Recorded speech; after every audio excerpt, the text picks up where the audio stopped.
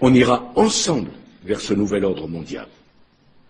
Et personne, je dis bien, personne ne pourra s'y opposer.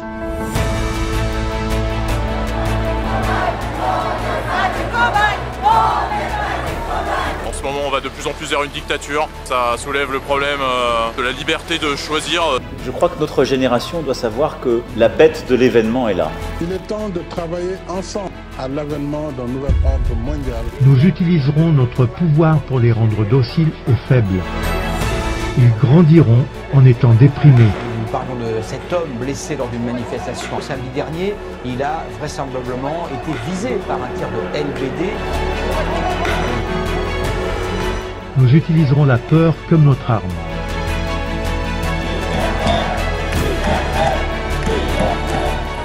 Je manifeste pour que chacun puisse librement décider en conscience qu'est-ce qu'il décide pour sa santé. Nous créerons des médicaments qui les rendront encore plus malades et qui causeront d'autres maladies. Nous mettrons en place un système monétaire qui les fera prisonniers pour toujours.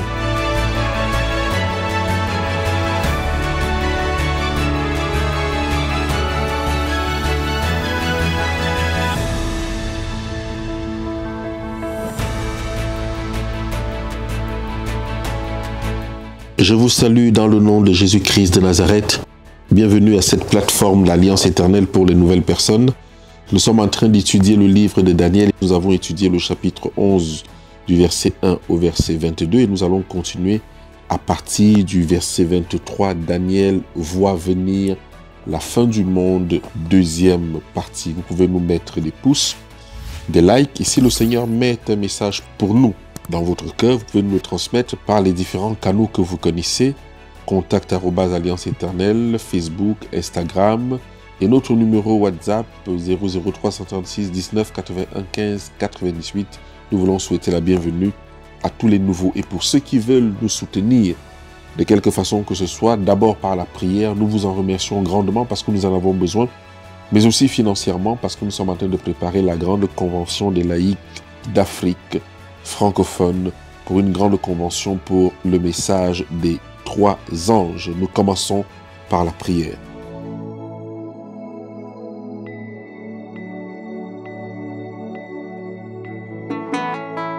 Notre Père qui est dans les cieux, nous voulons te remercier, te bénir, te glorifier parce que tu nous donnes la possibilité de continuer à étudier le livre de Daniel chapitre 11 où nous voyons un mélange de la Bible et de l'histoire qui se confondent dans la révélation prophétique.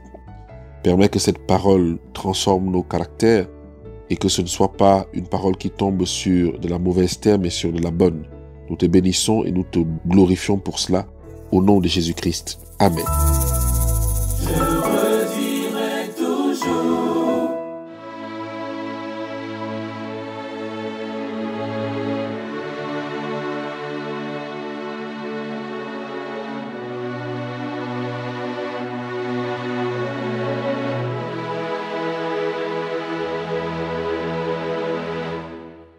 « 23 à 26, la Bible déclare « Après qu'on se sera joint à lui, il usera de tromperie, il se mettra en marche et il aura le dessus avec peu de monde. Il entrera au sein de la paix dans les lieux les plus fertiles de la province. Il fera ce que n'avaient pas fait ses pères, ni les pères de ses pères. Il distribuera le butin, les dépouilles et les richesses. Il formera des projets contre les forteresses et cela pendant un certain temps. À la tête d'une grande armée, il emploiera sa force et son ardeur contre le roi du Midi. Et le roi du Midi s'engagera dans la guerre avec une armée nombreuse et très puissante. Mais il ne résistera pas car on méditera contre lui de mauvais desseins. Ceux qui mangeront des mets de sa table causeront sa perte. Ses troupes se répandront comme un torrent et les morts tomberont en grand nombre. En effet, au cours de ces explications, l'ange nous a conduits pas à pas dans l'histoire du monde, jusqu'à la crucifixion du Christ, le prince de l'Alliance. Sa venue eut lieu à la fin des 70 semaines, ou 490 années du chapitre 9. Ça, c'était un résumé. Maintenant, au verset 23, devrait commencer un nouveau chapitre dans nos Bibles. car l'ange nous amène faire un autre voyage, nous transportant cette fois dans l'histoire finale de l'œuvre de Dieu sur terre et jusqu'au triomphe éternel de son Messie. D'abord, il nous amène en arrière, au moment où la nation juive fit alliance avec les Romains. Après qu'on se sera joint à lui, nous dit le texte, et nous montre qu'à partir du jour où Rome a assumé la protection de la Judée, elle a commencé à prospérer avec une petite armée, mais de manière très habile. Cette alliance avec les Juifs fut conclue en 161 avant notre ère, avant les jours de gloire et de puissance de Rome. La cession indiscutée de Rome à la domination et à l'autorité universelle fut un vrai miracle. Personne n'a compris comment cela s'est passé.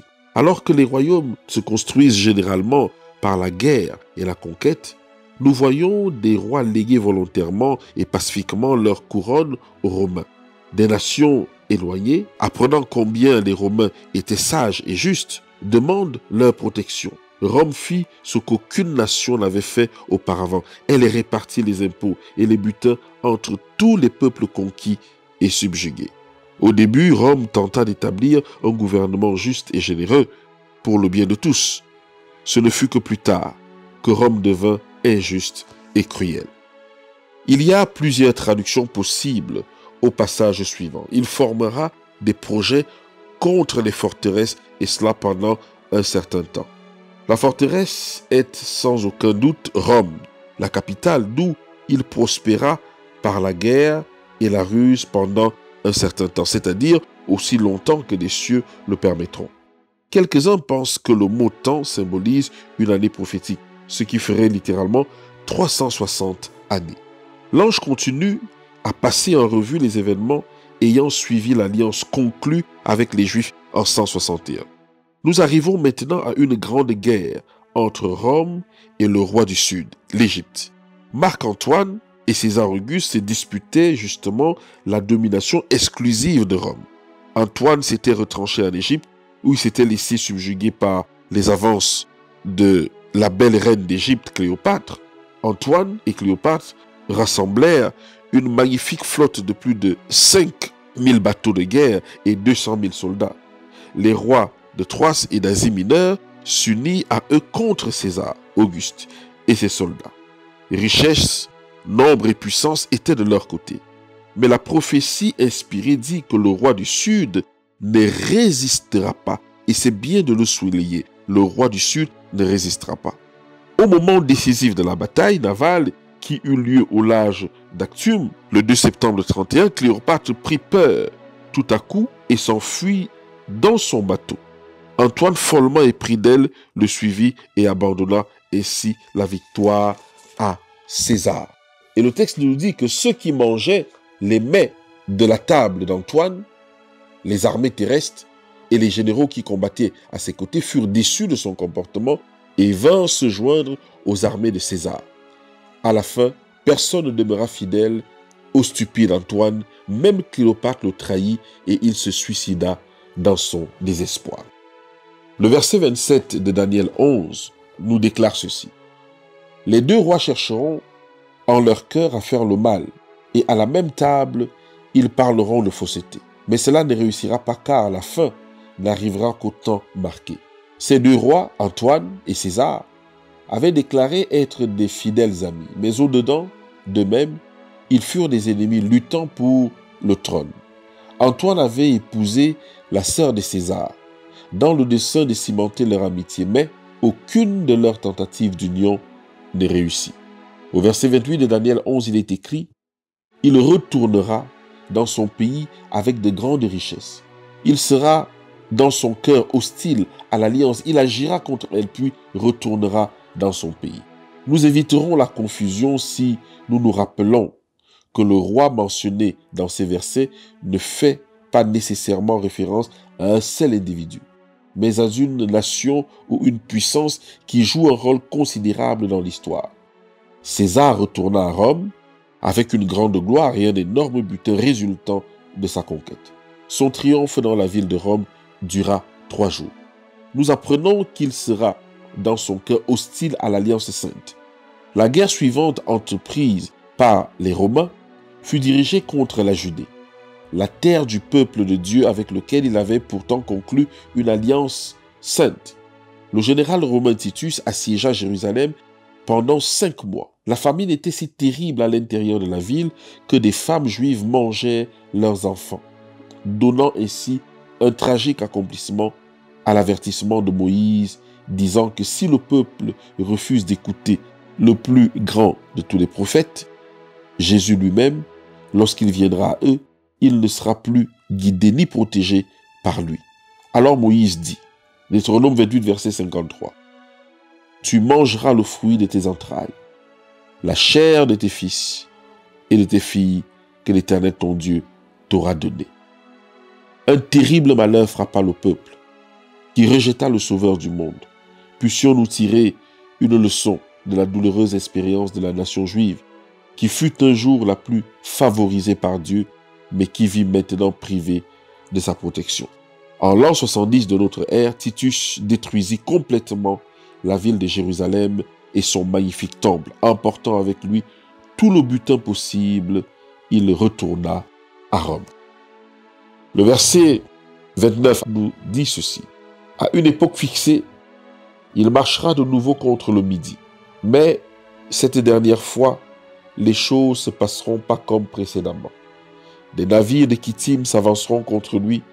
Découragé, il le rebroussera. Puis, furieux contre l'Alliance sainte, il ne restera pas inactif. À son retour, il portera des regards sur ceux qui auront abandonné l'Alliance sainte. L'époque fixée se rapporte probablement à la période prophétique du verset 24. Une année, ou temps, compte 360 jours. Et dans l'estimation biblique, chaque jour tient lieu d'une année. Voir Ézéchiel 4, le verset 6, que vous connaissez déjà. Si nous prenons pour point de départ les 360 années, l'an 31 avant Jésus-Christ, nous arrivons à l'an 330 de notre ère. En cette année, l'Empire romain changea de capitale. Constantinople remplaça Rome. Mais la gloire de ce changement ne fut pas comparable à celle des précédentes expéditions en Égypte et en Palestine. Rome est maintenant affaiblie et corrompue. Le déplacement à Constantinople précéda de peu l'effondrement final et la conquête de l'Empire romain par les barbares d'Afrique et d'Europe en l'an 476 de notre ère. Rappelons-nous que les jambes de fer de la statue de Nebuchadnezzar représentent l'empire païen de Rome, divisé ensuite en 10 royaumes d'Europe, symbolisés par les pieds d'argile et de fer. Les Vandales venus d'Afrique du Nord furent parmi les premières nations barbares à causer la ruine de l'Empire romain. Leur capitale était la ville de Carthage, sur la côte de la mer Méditerranée. Le nom Kittim fait référence à toutes les côtes de l'île de la Méditerranée.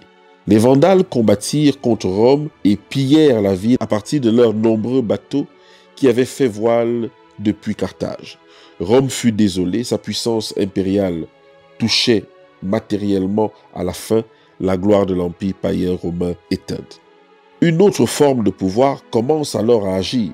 La puissance symbolisée par la petite corne qui nous a été présentée au chapitre 7, versets 21 à 25, réapparaît devant nous. Les Vandales qui conquirent Rome avec 2 autres tribus, les Hérules et les Ostrogoths, faisaient partie d'une secte chrétienne hérétique appelée arianisme.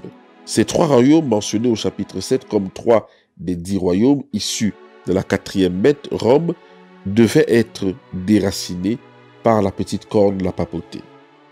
Justinien, l'empereur romain, désirait ardemment conquérir Carthage et soumettre les Vandales en représailles de leur raid contre Rome. Mais il craignit de se lancer dans cette entreprise car l'armée romaine n'était pas aussi forte qu'auparavant.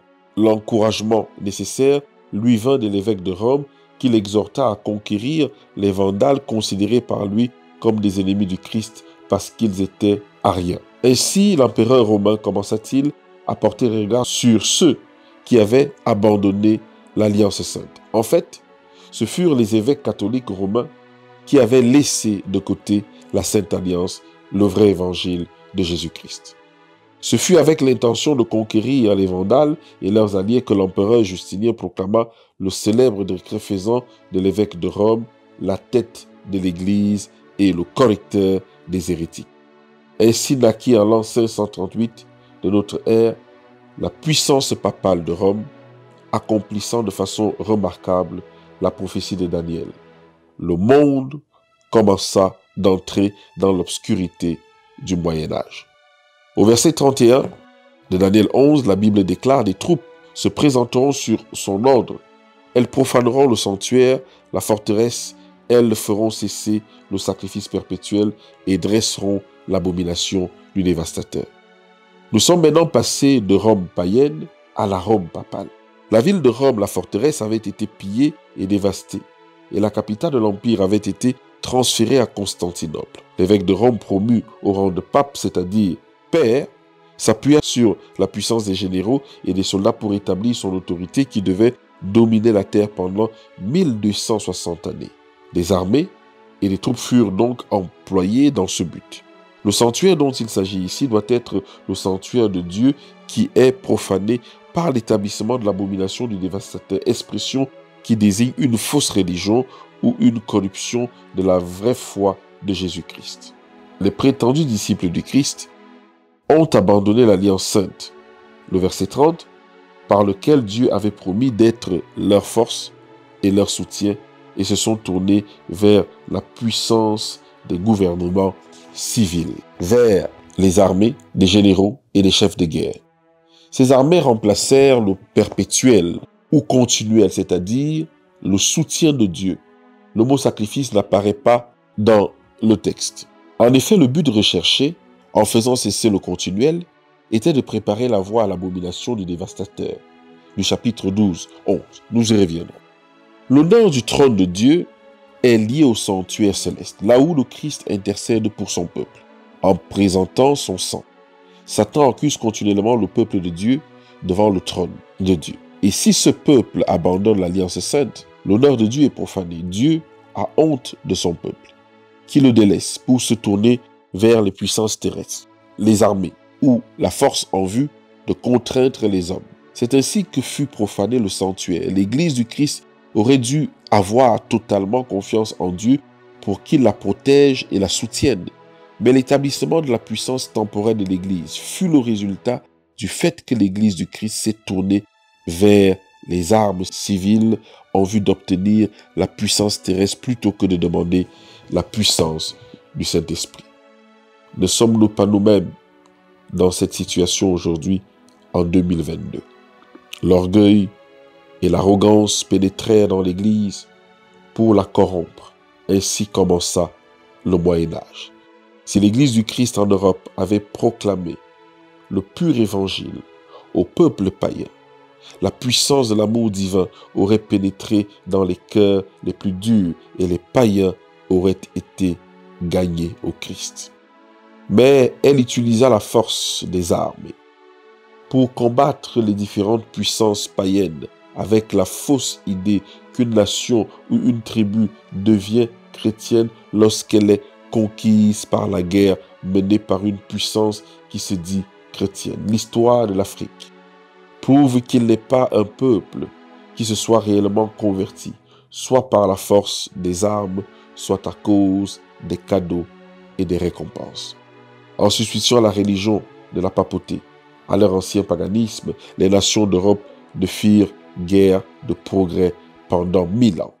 La seule religion qui stipule véritablement un peuple de façon durable est la foi de Jésus, telle qu'elle est contenue dans la Sainte Bible. Celui qui écoute ma parole, dit Jésus, et qui croit en celui qui m'a envoyé, à la vie éternelle et ne vient point en jugement, mais il est passé de la mort à la vie. 1 Jean 5, le verset 24. Cette foi est juste, le contraire de l'abomination du dévastateur. La magnifique Église du Christ qui avait été formée dans tous les pays par le travail des apôtres était maintenant transformée en désolation à un tel point qu'on ne reconnaissait à peine sa gloire et sa pureté initiale. Les anges des cieux ont dû pleurer de douleur alors que le monde s'effondrait dans les ténèbres. Le sanctuaire de Dieu était véritablement profanés. Le verset 32 du chapitre 11 dit « Il séduira par des flatteries les traîtres de l'alliance. Mais ceux du peuple qui connaîtront leur Dieu agiront avec fermeté. » Quels sont ces séducteurs? Relevons ci-dessous les différentes étapes de l'apostasie. Les pères de l'Église commençaient très tôt à interpréter la Bible selon la pensée païenne. Puis, dans le dessein de gagner plus de convertis, l'enseignement de la Bible fut altéré en y ajoutant des substitutions des peuples païens. Le culte des idoles fut introduit dans l'Église chrétienne, ce qui était une violation flagrante du deuxième commandement du Décalogue. Pour couvrir ce péché, ce commandement fut supprimé de la loi par l'Église romaine et le 10e divisé en deux pour maintenir le nombre 10 du Décalogue. Troisième point, le véritable sabbat. Le mémorial et la création fut petit à petit mis de côté et le premier jour de la semaine dédié au culte du soleil par les anciens païens fut exalté à la place. Le sceau de l'autorité divine fut ainsi écarté. Quatrième point, on déclara que la Sainte Bible ne convenait pas à la lecture des communs du peuple. On prétendit qu'elle était si difficile à comprendre que seuls les prêtres et le clergé pouvaient l'interpréter. La voix du Saint-Esprit fut ainsi réduite au silence. C'est aussi ce qu'on voit aujourd'hui en 2022. L'enseignement erroné selon lequel les morts vivent encore au-delà de la tombe ouvrit la voie à la vénération de la Vierge Marie et des saints. Les hommes furent ainsi amenés à détourner leur regard du Christ, le seul intermédiaire en qui ils peuvent obtenir le pardon, pour s'attacher au mérite de l'homme pécheur lui-même, habile subterfuge de l'ennemi de nos âmes, masqué à nos yeux le Christ notre Sauveur. Le sixième point, le pape et les prêtres s'arrogèrent le droit de pardonner les péchés, ce que seul le Christ peut faire. Les hommes furent ainsi conduits à s'appuyer sur leurs propres œuvres en vue du salut, au lieu de se reposer uniquement sur la justice et le salut accordé par le Fils de Dieu. Le septième point, la liberté religieuse disparut. Des hommes furent contraints, sous peine d'emprisonnement, de torture et de mort, de professer une foi à laquelle ils ne pouvaient adhérer. Des milliers de personnes furent massacrées pendant le Moyen-Âge simplement parce qu'elles avaient osé confesser le Christ comme leur seul sauveur, plus que de rendre hommage au mystère de l'iniquité. Mais ici et là, il y eut toujours des gens qui restaient attachés à Dieu. Le Seigneur Jésus a toujours eu dans tous les pays et toutes les générations des disciples qui l'ont servi fidèlement. Parmi ceux qui résistèrent vaillamment aux attaques de la papauté, il faut citer les Vaudois du Piémont. Ils jouèrent un rôle considérable en notre faveur, persévérant à la lumière de la connaissance divine. Ils furent les précurseurs de la puissante réforme protestante. Leur couga, le sang coula et ils moururent pour que nous puissions profiter aujourd'hui des bénédictions de la liberté religieuse et pour que nous puissions être éclairés par la glorieuse lumière de la vérité du Christ. Il y a en Afrique des milliers de personnes qui lui connaissent autour de lui et que n'abandonnaient à aucun prix leur foi en lui. Puissions-nous nous être de cela. En effet, le verset 33 de Daniel 11 dit « Et les plus sages parmi eux donneront instruction à la multitude. Il en est qui succomberont pour un temps à l'épée et à la flamme, à la captivité et au pillage. » L'expression pour un temps fait référence aux 1260 ans. Des fidèles, des serviteurs de Dieu tels les Vaudois se déguisèrent en marchant et parcoururent l'Europe enseignant paisiblement la Bible à ceux qui voulaient les écouter. Ceux qui furent capturés par Rome furent brûlés vifs, passés par l'épée ou moururent de faim dans d'horribles cachots.